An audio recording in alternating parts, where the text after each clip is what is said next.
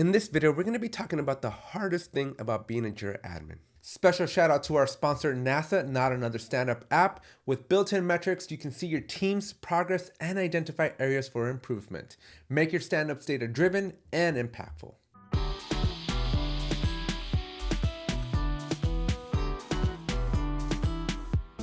If you haven't already, please consider subscribing to the channel. Drop a like if you get value out of this video, and don't forget to check out the links down below, as you will find links to our sponsor who makes these videos possible, the merch store, my paid and free courses. Make sure you check out that link down below. So I've been a Jira administrator for quite a few years now, and I've learned a lot about what makes a good Jira admin and what makes a bad Jira admin.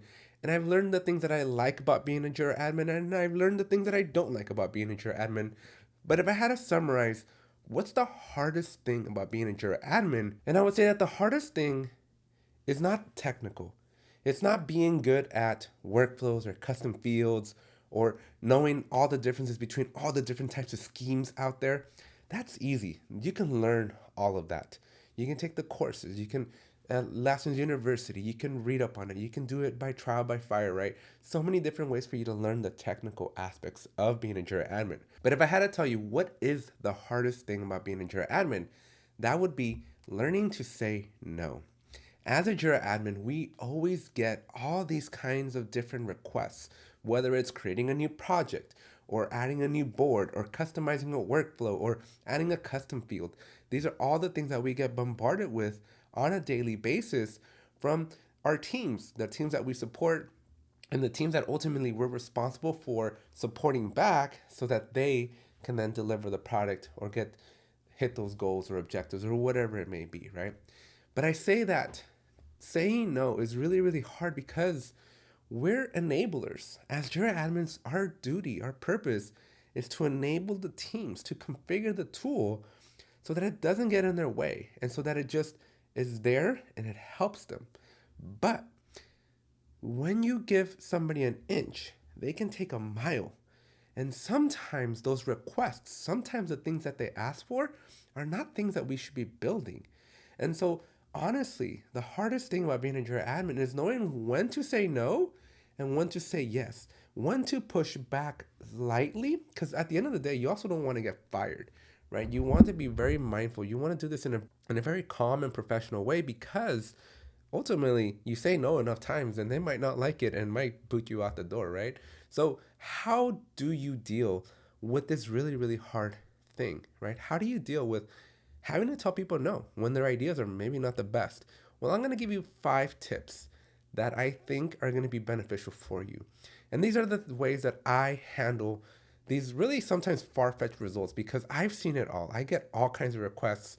I get requests such as create these 20 extra statuses that are in the done category, but really they're resolutions, right? Or I get a create, just all kinds of different wild and wacky requests that sometimes they just don't make sense. So let me start off with tip number 1. And so tip number 1 is to explore a possible solution with the person requesting. In other words, hear them out, sit down in a meeting with them and really listen to what they have to say, because sometimes when you get an email or an IM, it's really easy to assume. It's really easy to read in between the lines, and it's really easy to have a knee-jerk reaction of no. Sometimes a request just might not come across correctly, especially if you're dealing with different languages. Things don't always translate well. So my first recommendation is jump into a call and really understand what is being asked. What are they actually asking you, right? Maybe have them give you a demo, or if they have a drawing, some way to articulate their request, because oftentimes it's just a miscommunication. And so that no can very easily be turned into a yes by just simply hearing out the entire requirement, maybe just listening to it instead of just reading it, right? Because sometimes, again, like I said, in reading, it might sound like, oh my gosh, no, this is not something we would want to build at all. But after listening to it and watching an example or just hearing out the way that they're perceiving the idea, it might not be so bad. So that would be tip number 1. Tip number 2, think about scaling. This is particularly true when somebody's asking you for permission schemes, when somebody's asking you for workflow statuses, right? And even with custom fields, right? When somebody asks you for a due date custom field, don't just create 20 due date custom fields. There's already a default one in Jira. So whenever you can, reuse, right? But you have to find the right balancing point, right? Because there's going to be times where somebody's going to want a custom field, and it's going to be the same custom field that another team has. And while context is a very powerful thing, and you should definitely embrace context, you'd run into a problem where some teams want the same name but different types of custom fields, right? And so you got to think about scale. You got to think about, does this custom field make sense? Does this adding this status make sense?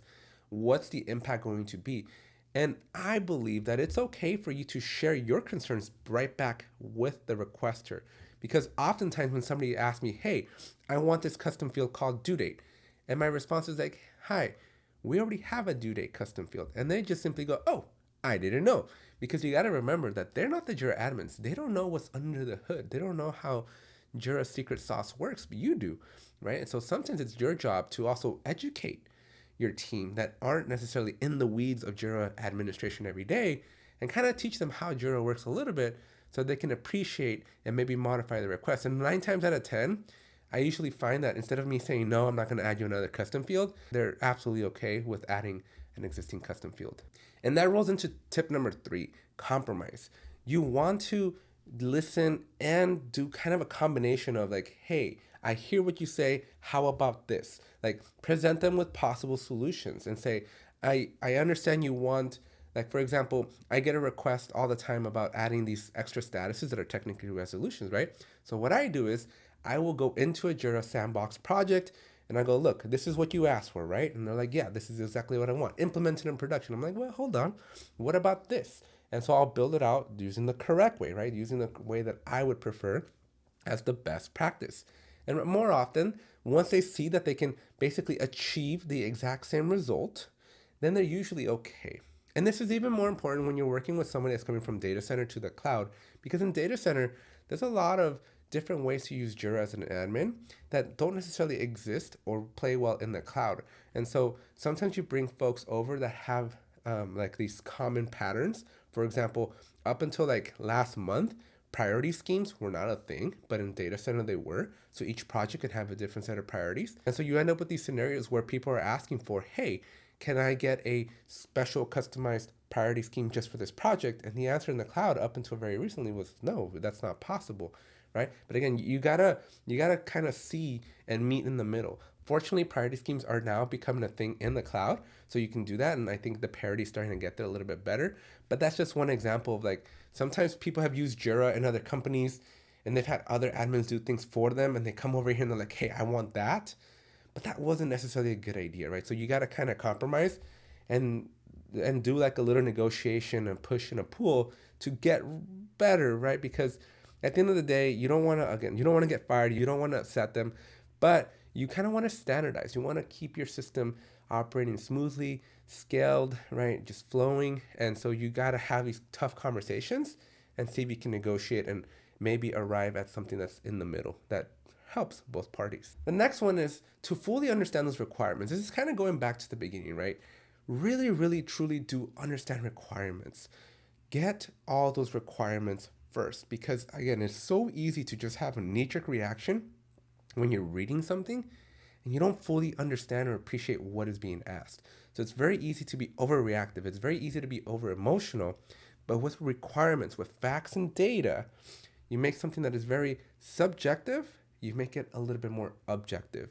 And so that would be my next tip, which is try to make the request as objective as possible. Try to kick out emotion, try to kick out ego, try to kick out like personal vendettas or just that team did it in another team and they want it, right? Try to make this as objective as possible so that you can now work with facts and data.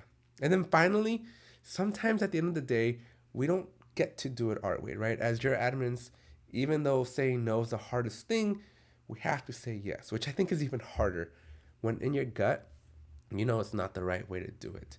But my recommendation there is if you have to do it, right? If you have to fold your arm and just do it for them, document it. Because if you're doing something out of cycle, right? If you're doing something that just doesn't go well with the rest of your DNA for your Jira, the last thing you want is to have this really customized solution, but no documentation for how to maintain or support it.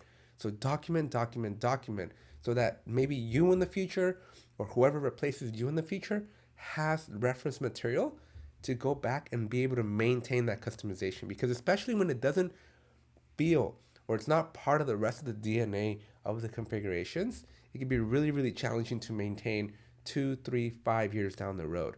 And so document whenever you can, so that even in those days where you do get overruled, you do get overpowered, you at least have some reference material to be able to go back and take a look and hopefully be able to figure out how to support this customization. Anyways, that's it for this video. I just wanted to kind of get this off my chest because this is something I struggle with every single day, and I would imagine that you as Jira admins, you struggle with this as well. I appreciate you watching this video. Make sure you smash that thumbs up. Make sure you hit that subscribe button too if you're getting value out of this video. And don't forget to check out those links down below because there's ways for you to help support this channel. We got a membership program.